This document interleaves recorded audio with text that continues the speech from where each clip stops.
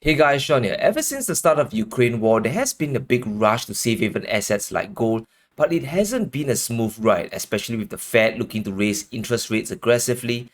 The gold price has been rather volatile, rising to $2,000 one day and then crashing to 1900 a week later. And the big question is, what will happen to the price of gold if the war ends? Now, ANZ Bank has come out stating that there's a big geopolitical risk premium in gold of $300. And that means if the war comes to an end and peace is declared, they feel the price will fall by around $300 back to its fair value. Now, in the short term, that can come true, but I find it rather unlikely, and I'll explain why. But in the long term, the future for gold is still strong, and in this video, we'll look at the facts and discuss what can happen to gold in the short term after the war ends, and why the war has changed geopolitics and the way the world sees money forever. The super cycle for gold and commodities might just be warming up. Now let's address the big elephant in the room. Yes, if the war ends tomorrow, gold will likely fall in price, especially when we are in this environment where the Fed is raising interest rates. Now, if we take a look at the COT report, which is the Commitment of Traders report, that shows how money is allocated in the paper gold market, we can see that currently there's more money betting on the price of gold to go up than people shorting the market. Now, this looks like good news for gold, but we need to look more closely at the non-commercial positions. Now, these are traders who have nothing to do with the gold business and they're just looking to profit from the price of gold. We can see right now that there's a lot of bets on the side of a rising gold price and there are around 3 times more buyers than sellers. But if we look closely, we can see speculative traders are starting to shift towards betting against gold. Now, the short positions have actually gained 7,000 contracts while the long positions have lost around 7,000 contracts as well. But the big problem is that these people are not gold stackers like you and me. They aren't buying gold for 5 or 10 years down the road. It's nothing physical but paper position that they want to profit from. So if the tides turn, we can see them selling off their gold contracts, especially if they get margin calls. Now this means that if a war does stop, we can see a knee-jerk reaction from the general traders or casual investors to start selling. So it's definitely possible that gold will fall in the short term if peace is declared. Now, the next factor we need to consider is rising interest rates. Jerome Powell has strongly hinted that the next rate hike will be 50 basis points, and this will bring up interest rates to around 1%. And we know that 1% is laughable considering the inflation numbers for March is 8.5%. We are still deep in negative real interest rate territory. However, the market is getting jittery and we saw assets across the board, including the S&P 500 and gold being smashed down quite a bit. But let's not over panic. It's better to take a look at how severe this drop can get. Now, if we take a look at the gold versus the inverted real 10-year treasury yield, we can see something interesting, right? Now, this chart is inverted, so the lower the black line goes, the higher the real yield is, and this is bad for gold. So when real yields rise, the price of gold will fall, and right now we can see the real yields go positive, and yes, that is making it quite negative for gold. And we can see that in recent history, back in late 2018 and mid 2013, the real yields couldn't go above 1.1% and had to retrace back.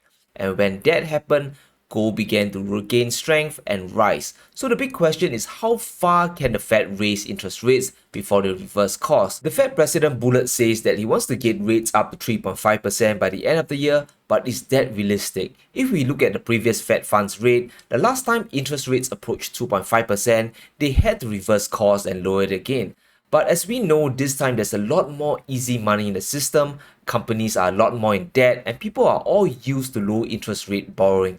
And if they do jack things up to 3.5%, it might cause the mother of all crashes. So where will all this money flow to? The US dollar or treasuries is problematic because inflation is still sky high, and we could see money actually flow away from the stock market into gold. Now, I want to talk a bit about the ANZ risk premium. I'm sure they have their own models, but $300 seems to be a little steep. Now, gold was already at $1,800 levels long before the 20th of February when the invasion started, and also before Russia started amassing troops back in November 2021. So at least to me, that number seems to be too high. There were really structural problems in the economy such as rising inflation that caused people to take refuge in gold long before the conflict started. So in the short term, an end to the war will see prices dip. However, the long-term picture is quite different and three things have structurally changed that we need to be aware of. And the first big thing is how the sanctions are going to affect the world and how central banks are going to be managing their money. Yes, the sanctions were aimed solely at Russia, but when you suddenly freeze hundreds of billions of dollars and prevent an entire country from transacting in the US dollar, this sends a signal to the world. Sure, right now it's only Russia, but other countries, especially China, are definitely thinking about countermeasures to this. And this will likely mean diversifying away from the US dollar into a neutral asset that has no counterparty risk. It can't be confiscated or inflated away, and that is physical gold. Now remember that the Chinese yuan is still a controlled currency, and it's anyone's guess if the ruble will stand the test of time. It has not been tested long enough, and that is why gold is perhaps the only obvious choice. Central banks have been buying gold for a long time now, and if the price of gold falls low enough, they could come swooping in and adding more to their reserves. Now, the second big reason is the sanctions are cutting away Russia's gold supply from the world. So if we do a quick recap, the world's largest gold market, the LBMA, has blocked all major Russian refiners, plus the US has banned any transactions involving Russian gold.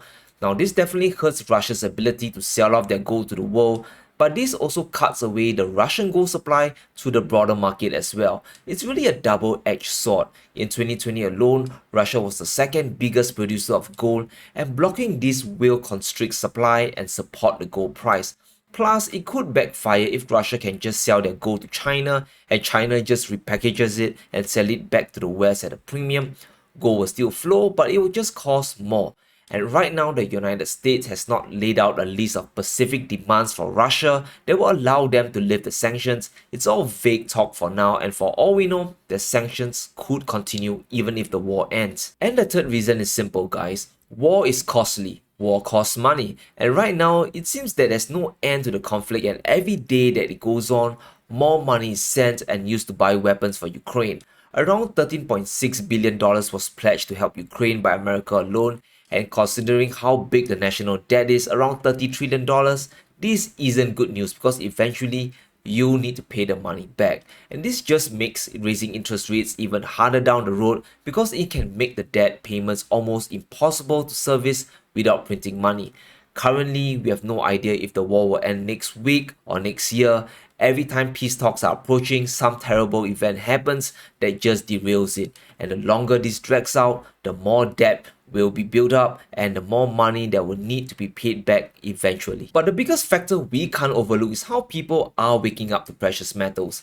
Just in March alone, the US Mint saw its strongest gold bullion demand in 23 years, and these are people running towards physical gold. They are buying to store it to protect their wealth against inflation, and they aren't just going to sell everything off the next day when the war ends. And right now, I can see a lot of people looking to educate themselves on precious metals. I'm getting more calls from friends and family, people asking me whether this coin is good, whether that gold bar is better, and that's a really positive sign. There are increasingly fewer safe havens to be running to when so much money has been printed.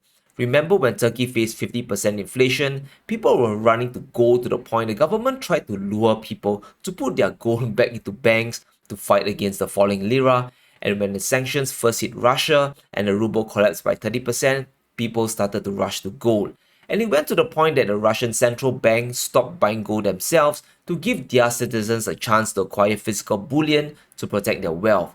And I think we will continue to see people around the world continue to wake up to gold, and even countries in the East like Japan may soon see their citizens embark on a gold rush as inflation soars higher.